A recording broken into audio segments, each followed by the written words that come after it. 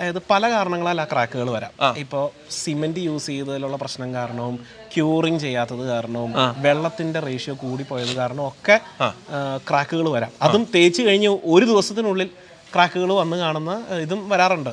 നിങ്ങളുടെ വലത് കയ്യിലിരിക്കുന്നത് ഞാൻ അക്സെപ്റ്റ് ചെയ്ത സാൻഡും ഇടത്ത് കയ്യിലിരിക്കുന്നത് റിജക്ട് ചെയ്ത സാൻഡുമാണ്. നിങ്ങൾക്ക് ഇത് കണ്ടിട്ട് നിങ്ങളുടെ ഒബ്സർവേഷൻ എന്താ? ഈ രണ്ടും എനിക്ക് പെട്ടെന്ന് മനസ്സിലായത് നനവ് കൂടുതലാണ്, ഇതിന് പൊടിയുള്ളത് പോലെയാണ് എനിക്ക് തോന്നിയത്. പൊടിയുള്ളത് പോലെ തന്നെ. ശരി, എന്നാ ഒന്ന് വെറുതെ ഒന്ന് കളഞ്ഞ രണ്ടും.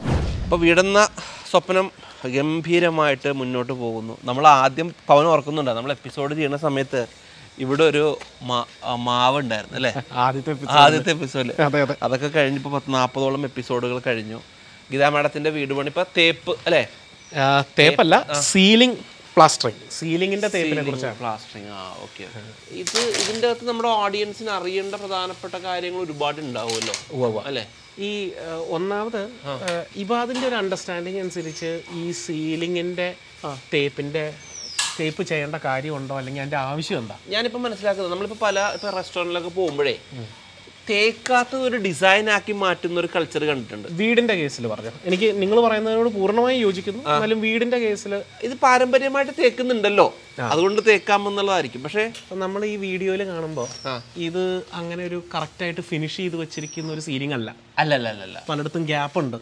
ഇത് നമ്മുടെ ഭാഗത്തുനിന്ന്, അതായത് കോൺട്രാക്ടറായ എൻ്റെ ഭാഗത്തുനിന്ന് വന്ന വീഴ്ചയാണത് ശരിക്കും. പിന്നെ അല്ലാണ്ട് നമ്മൾ ദൈവമൊന്നും അല്ലല്ലോ. നിങ്ങളുടെ മിസ്റ്റേക്ക് ആയിരുന്നോ? പിന്നെ കാരണം അത് കറക്റ്റായിട്ടുള്ള ഷീറ്റുകൾ യൂസ് ചെയ്ത് കറക്റ്റായിട്ട് അവനെ ടൈറ്റ് ചെയ്തിരുന്നെങ്കിൽ ഇതുപോലെ ഇത്രയും ഗ്യാപ്സ് വരേണ്ട കാര്യമില്ല. ഈ സംഭവം ഞാൻ പറയണേ, ഇത് എൻ്റെ പൂർണ്ണമായ എൻ്റെ വ്യക്തിപരമായ അഭിപ്രായമാണ്. എൻ്റെ അഭിപ്രായത്തിൽ കറക്റ്റായിട്ടാണ് സീലിംഗ് ചെയ്ത് വന്നിരിക്കുന്നതെങ്കിൽ, അതായത് കോൺക്രീറ്റിൻ്റെ സമയത്ത് കറക്റ്റായിട്ടാണ് ചെയ്ത് വന്നിരിക്കുന്നതെങ്കിൽ നമ്മൾ ശരിക്കും സീലിംഗ് പ്ലാസ്റ്ററിങ് ചെയ്ത് ക്ലയൻറ്റിൻ്റെ പൈസ കളയേണ്ട കാര്യമില്ല. കളയേണ്ട കാര്യമില്ല. എൻ്റെ അഭിപ്രായത്തിൽ ആ പൈസ ക്ലയൻറ്റിന് ലാഭിക്കാവുന്നതാണ്. കാരണം വർഷങ്ങളായിട്ട് നിങ്ങൾ പറഞ്ഞ പോലെ എല്ലാവരും തന്നെ സീലിംഗ് തേക്കണം എന്നുള്ളൊരു ഐഡിയയിലാണ് ഇരിക്കുന്നത്. പക്ഷെ അതിൻ്റെ ആവശ്യമില്ല. മര്യാദയ്ക്ക് അത് കറക്റ്റായിട്ടാണ് ഫിനിഷ് ചെയ്യുന്നതെങ്കിൽ തേക്കേണ്ട കാര്യമില്ല. നമുക്ക് പല ഓപ്ഷൻസും ഉണ്ട്. ഒന്നെങ്കിൽ നേരെ നമുക്ക് പുട്ടിയിട്ട് പെയിന്റ് ചെയ്യാം. അതിന് സർഫസിൽ കുറച്ച് കാര്യങ്ങൾ ശ്രദ്ധിക്കാനുണ്ട്, പക്ഷെ അതല്ലെങ്കിൽ നമുക്ക് ചെയ്യാം. അതല്ലെങ്കിൽ ഇന്ന് വളരെ ഞാൻ പലയിടത്തും ട്രൈ ചെയ്തിരിക്കുന്ന ഒരു ഓപ്ഷൻ, സക്സസ്ഫുള്ളി ട്രൈ ചെയ്തിരിക്കുന്ന ഓപ്ഷനാണ് ടെക്സ്ചർ പെയിന്റിങ് ചെയ്യാന്നുള്ളത്. ടെക്സ്ചർ പെയിന്റിങ് അതും കോസ്റ്റ് ഭയങ്കര എഫക്റ്റീവാണ്. നമ്മളിപ്പോൾ ഭിത്തിയിൽ പോയി കൈ ഓടിക്കുമ്പോഴോ അല്ലെങ്കിൽ ലൈറ്റ് വീഴുമ്പോൾ ഭിത്തിയിൽ വരുന്ന പോലെ ഒന്നും സീലിംഗിൽ നമുക്ക് ശ്രദ്ധിക്കാൻ പറ്റില്ല. കാരണം നമ്മളിവിടെ നിൽക്കുന്നത് നമ്മളെക്കാൾ ഒരു 10 അടി മേളിലാണ് ഈ സാധനം നിൽക്കുന്നത്. അല്ലല്ലോ, അതിന്റെ മേളിൽ ഒരു ഫാൻ ഉണ്ടാവും. അപ്പോൾ അത്രയും അവിടെ മിനുസം വരല്ലോ ഫിനിഷ് വരല്ലോ അത്രയും ഇമ്പോർട്ടൻസ് ഇല്ല. എസ്പെഷ്യലി ബഡ്ജറ്റ് കുറഞ്ഞാണ് വീടുകൾ പണിയുന്നതെങ്കിൽ നമുക്ക് ശരിക്കും ശ്രദ്ധിക്കാവുന്ന ഒരു സംഭവമാണ് സീലിംഗ് പ്ലാസ്റ്ററിങ് അവോയ്ഡ് ചെയ്യുക എന്നുള്ളൊരു ലൈനിലാണ് ഞാൻ ചിന്തിക്കുന്നത്. ഇതിലെ പോയിന്റ് എന്ന് പറഞ്ഞാൽ സീലിംഗ് പ്ലാസ്റ്ററിങ് എന്ന് പറയുന്ന ഐറ്റം ഒന്ന് വേണമെങ്കിൽ നമുക്ക് അവോയ്ഡ് ചെയ്യാം. ഇനി അവോയ്ഡ് ചെയ്യാൻ പറ്റുന്നില്ല, അത് ചെയ്യണമെങ്കിൽ നമ്മൾ ശ്രദ്ധിക്കേണ്ട കുറച്ച് കാര്യങ്ങളുണ്ട്.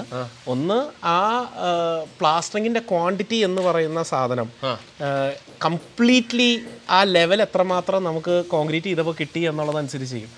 നമ്മൾ തട്ടി പൊളിച്ച് മാറ്റുമ്പോൾ വളരെ ക്ലീൻ ആയിട്ടായിരിക്കുന്നെങ്കിൽ നമുക്ക് പ്ലാസ്റ്ററിങ്ങിന്റെ ക്വാണ്ടിറ്റിയിൽ നല്ല ലാഭം ഉണ്ടാവും.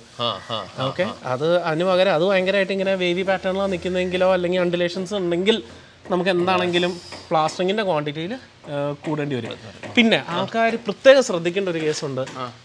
ഒരു പ്ലൈവുഡ് ഷീറ്റ് ഇട്ടിട്ടാണ് ഇവിടെ വാർക്ക് നടക്കുന്നത്. പ്ലൈവുഡ് ഷീറ്റ് റിമൂവ് ചെയ്ത് കഴിയുമ്പോൾ ഇവിടെ ഒരു ചെറിയൊരു മിനുസമുണ്ട്. ഈ ഒരു ഗ്ലേസിംഗ് ഉണ്ടോ?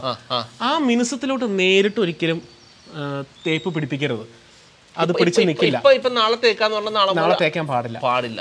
ഇത് ഒന്നെങ്കിൽ ഗ്രൈൻഡിങ്ങോ അല്ലെങ്കിൽ ഇങ്ങനെ അവിടെ ഒരു സർഫസ് പ്രിപ്പറേഷൻ ചെയ്ത് ഹാക്കിംഗ് എന്ന് പറയും.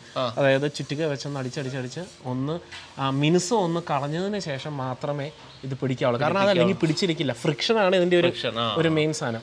ഒന്ന് ഗ്രാവിറ്റിക്ക് അഗൻസ്റ്റ് ആണ് നിൽക്കുന്നത്, മനസ്സിലായില്ലേ? അപ്പൊ അതിൽ സിമെന്റിന്റെ അഡീഷൻ, അതായത് ഏതോ ഒരു റേഷ്യോ 1:4 1:5 ഉള്ള റേഷ്യോയിൽ നിൽക്കുന്നതുകൊണ്ടാണ് ഇതിങ്ങനെ പിടിച്ചു നിൽക്കുന്നത്. അപ്പൊ ഞാനേ ഇതിന്റെ അകത്തൊരു പ്രധാനപ്പെട്ട കാര്യം, നമ്മുടെ ഓഡിയൻസിന് എപ്പോഴും ശ്രദ്ധിക്കണം. വീട് വെച്ചുകൊണ്ടിരിക്കുന്ന ആളാണെങ്കിൽ തേക്കുന്നതിന് മുമ്പ് ഇങ്ങനത്തെ ഒരു ഫ്രിക്ഷന് വേണ്ടി എന്തെങ്കിലും ഒരു ആക്ടിവിറ്റി അവർ ചെയ്യുന്നുണ്ടോന്ന് നോക്കുക, പ്രത്യേകം ശ്രദ്ധിക്കണം. എനിക്ക് നിങ്ങളോട് ചോദിക്കാനുള്ള പ്രധാനപ്പെട്ട കാര്യം, നമ്മുടെ വീഡിയോയുടെ കമന്റുകളിൽ ഒരുപാട് വന്നൊരു കാര്യം, തേച്ച് കഴിഞ്ഞ ഉടനെ ഈ ക്രാക്കില്ലേ, പറയട്ടെ, ക്രാക്ക് വീഴും. അപ്പൊ പലരും, അപ്പൊ നമ്മള് ടിപ്പിക്കലി ഞാൻ മനസ്സിലാക്കണം എന്നറിയോ, വെള്ളം പോരാ, നനച്ച ശരിയായിട്ടില്ല, ക്രാക്ക് കണ്ട, അപ്പോൾ ഒരുപാട് ഇങ്ങനെ വെള്ളം അതിനുള്ളിൽ എന്തെങ്കിലും ഒരു പ്രശ്നമുണ്ടല്ലോ, ആ പ്രശ്നം കൊണ്ടാണ് ക്രാക്ക് വീഴുന്നത്. അതായത് പല കാരണങ്ങളാൽ ആ ക്രാക്കുകൾ വരാം. ഇപ്പോൾ സിമെന്റ് യൂസ് ചെയ്തതിലുള്ള പ്രശ്നം കാരണവും ക്യൂറിങ് ചെയ്യാത്തത് കാരണവും വെള്ളത്തിന്റെ റേഷ്യോ കൂടിപ്പോയത് കാരണവും ഒക്കെ ക്രാക്കുകൾ വരാം. അതും തേച്ച് കഴിഞ്ഞ് ഒരു ദിവസത്തിനുള്ളിൽ ക്രാക്കുകൾ വന്ന് കാണുന്ന ഇതും വരാറുണ്ട്. പിന്നെ വരാറുണ്ട്, സ്ഥിരം വരാറുണ്ട്. പക്ഷെ ഇതിന്റെ ഏറ്റവും മെയിൻ ഫാക്ടേഴ്സ് ഇതല്ല. നമ്മുടെ നാട്ടിൽ ഇന്ന് ഏറ്റവും കോമൺ ആയിട്ട് കണ്ടുവരുന്ന കാരണം അതല്ല. അത് നമ്മൾ യൂസ് ചെയ്യുന്ന സാൻഡിലെ ഡസ്റ്റ് കണ്ടന്റ് കൂടി പോകുന്നതുകൊണ്ടാണ്. ഞാനത് കാണിച്ചു തരാം. നിങ്ങളിനി വാ സൈറ്റിൽ, നമ്മളിവിടെ വന്നതല്ലേ, നമുക്ക് ലൈവായിട്ട് അതിന്റെ എക്സ്പീരിയൻസ് ഉണ്ടല്ലോ. ഓക്കെ, ഇപ്പൊ അത് ഇത് യൂസ് ചെയ്യുന്ന സാൻഡാണ്. M sand, P sand. Okay, രണ്ടും തമ്മിലുള്ള വ്യത്യാസം നമുക്ക് പിന്നീട് സംസാരിക്കാം. പക്ഷേ ഇത് യൂസ് ചെയ്യുന്ന സാധനവും അത് ഞാൻ ആ കോർണറിൽ ഇട്ടിരിക്കുന്ന റിജക്റ്റഡ് ആയിട്ടുള്ള സാധനമാണ്. നിങ്ങളൊരു കാര്യം ചെയ്യാതെ, നിങ്ങൾ ഒരു കയ്യിൽ അവിടെ കിടക്കുന്ന റിജക്റ്റഡ് റിജക്ട് ചെയ്തതാണോ? റിജക്ട് ചെയ്തത് അതൊന്നും എടുത്തോ. മറ്റേ കയ്യിൽ നിങ്ങൾ ഇത് അക്സെപ്റ്റഡ് ആയിട്ടുള്ള സാൻഡാണ്. ഇതാണ് ഇപ്പോൾ നിങ്ങൾ എടുക്കുന്നത്. ഇതാണ് യൂസ് ചെയ്യുന്നത്. ഇത്ര മതിയോ? അപ്പം നിങ്ങളുടെ ഈ കയ്യിലിരിക്കുന്നത്, നിങ്ങളുടെ വലത് കയ്യിലിരിക്കുന്നത് ഞാൻ അക്സെപ്റ്റ് ചെയ്ത സാൻഡും ഇടത്ത് കയ്യിലിരിക്കുന്നത് റിജക്ട് ചെയ്ത സാൻഡുമാണ്. ഇത് മാഡത്തിനൊന്നും അറിയില്ല അങ്ങനെ റിജക്ട് ചെയ്തു. കാരണം നമ്മുടേതായ ക്വാളിറ്റി പ്രൊസീജിയർ ഫോളോ ചെയ്തിട്ടാണ് ഈ സൈറ്റിൽ ഓരോ കാര്യവും നടക്കുന്നത്. ഓക്കെ, നിങ്ങൾക്ക് ഇത് കണ്ടിട്ട് നിങ്ങളുടെ ഒബ്സർവേഷൻ എന്താ? ഈ രണ്ടും എനിക്ക് പെട്ടെന്ന് മനസ്സിലായത് നനവ് കൂടുതലാണ്, ഇതിന് പൊടിയുള്ളത് പോലെയാണ് എനിക്ക് തോന്നിയത്. പൊടിയുള്ളത് പോലെ തന്നെ. ശരി, എന്നാ ഒന്ന് വെറുതെ ഒന്ന് കളഞ്ഞ രണ്ടും കളയണം. കളഞ്ഞേക്കാം, രണ്ടും വെറുതെ തട്ടിക്കളഞ്ഞു. കളഞ്ഞോ, അടുത്തും കളഞ്ഞോ. ഇനി നിങ്ങളുടെ കൈ ഒന്ന് നോക്കിയേ. അതെ, കുറച്ച് പൊടിയുടെ കൂടുതലുണ്ട്. ഈ റിജക്ട് ചെയ്ത സാമ്പിളിൽ, അതായത് നിങ്ങൾ എടുത്ത ഈ സാമ്പിളിൽ പൊടി കൂടുതലാണ്. ഓക്കെ, ഈ പൊടി കൂടുതലാണ് ഏറ്റവും കോമൺ ആയിട്ട് പ്ലാസ്റ്ററിങ് ചെയ്ത് കഴിയുമ്പോൾ ക്രാക്ക് വരുന്നതിൻ്റെ പ്രൈമറി ആയിട്ടുള്ള കാര്യം. വളരെ സിമ്പിളല്ലേ ഈ സാധനം നോക്കല്. അപ്പോൾ ഈ പി സാൻഡിൽ പൊടിയുള്ളത് കൊണ്ട് ഉപയോഗിച്ചത് കൊണ്ടാണ് ക്രാക്ക് വീഴാൻ പോസിബിലിറ്റീസ് കൂടുതലാണ്. സൈറ്റിൽ വരുന്ന സാമ്പിളിൽ അവിടെ നിൽക്കുന്ന ടെക്നിക്കലി ക്വാളിഫൈഡ് ആയിട്ടുള്ള എഞ്ചിനീയർ ആ പി സാൻഡിന്റെ ക്വാളിറ്റി എങ്ങനെയുണ്ടെന്ന് ചെക്ക് ചെയ്ത് അത് ഉപയോഗിക്കാൻ കൊള്ളില്ലെങ്കിൽ അത് റിജക്ട് ചെയ്ത് കളയണം എന്നുള്ളതാണ് ഇതിലെ മെയിൻ ആയിട്ടുള്ള സാധനം. അതല്ലെങ്കിൽ സാധാരണ രീതിയിൽ സംഭവിക്കുക, തേച്ച് കഴിയുമ്പോൾ ക്രാക്ക് വരും. അത് ക്ലയന്റ് ഒബ്സർവ് ചെയ്യുന്നതിന്റെ മുന്നേ പുട്ടിയിടുകയോ വേറെ എന്തെങ്കിലും രീതിയിൽ അത് കറക്റ്റ് ചെയ്ത് കളയും. മനസ്സിലായോ? അപ്പോൾ നമ്മൾ ചെയ്യേണ്ട കാര്യം എന്ന് പറഞ്ഞു കഴിഞ്ഞാൽ ഈ ഡസ്റ്റ് കണ്ടന്റ് കൂടിയായിട്ടുള്ള സാധനം അവർ കളയുന്നില്ലെന്ന് നമുക്കൊന്ന് ചോദിക്കുകയോ എങ്ങനെയാണെന്ന് വെച്ചാൽ ചെയ്യാം. കസ്റ്റമർ ചെക്ക് ചെയ്യണം.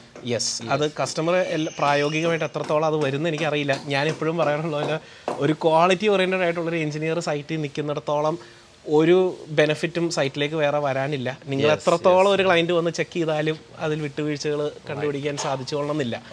അപ്പോൾ അതാണ് ഇതിൻ്റെ പരിപാടി. അപ്പോൾ എപ്പോഴും നമ്മുടെ ഓഡിയൻസ് മനസ്സിലാക്കേണ്ട, തേക്കുന്നതിന് മുമ്പ് ഈ പറഞ്ഞ പോലെ ഹാക്കിംഗ് ചെയ്യണം, മിനുസം കളയണം ഒന്ന്. അതേപോലെ തന്നെ ഈ ഒരു പൊടി, ഈ പി സാൻഡിന്റെ കേസിലാണെങ്കിൽ പോലും തേക്കുന്നതിന് മുമ്പ് ഏതാണ് ഇവർ ഇറക്കിയേക്കുന്നത് എന്നുള്ള കാര്യം ഒന്ന് ചെക്ക് ചെയ്ത് സിമ്പിളായിട്ട് ഇങ്ങനെ നോക്കിയാൽ അറിയാൻ പറ്റും.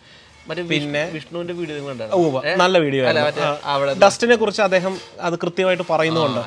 അപ്പോൾ ഡസ്റ്റ് കണ്ടന്റ് ഇല്ലാണ്ട് പി സാൻഡ് കിട്ടുക എന്ന് പറയുന്നത് വളരെ ബുദ്ധിമുട്ടേറിയ ഒരു സാധനമാണെന്നൊന്നും ഞാൻ പറയുന്നില്ല. പക്ഷെ അത് നമ്മൾ എടുക്കണം. അവിടെ അതിന് വിലക്കുറവായി ഡസ്റ്റ് കൂടുതലുണ്ടെങ്കിലേ ആണല്ലേ. പിന്നെ തേച്ച് കഴിയുമ്പോൾ വെള്ളം നനയ്ക്കണം. ഞാൻ എപ്പോഴും പറയാറുണ്ട്, സിമെന്റീഷ്യസ് ആയിട്ടുള്ള എന്ത് സാധനം ഉപയോഗിച്ചാലും വെള്ളം നനയ്ക്കൽ നമ്മൾ ഒഴിവാക്കാൻ പാടില്ല.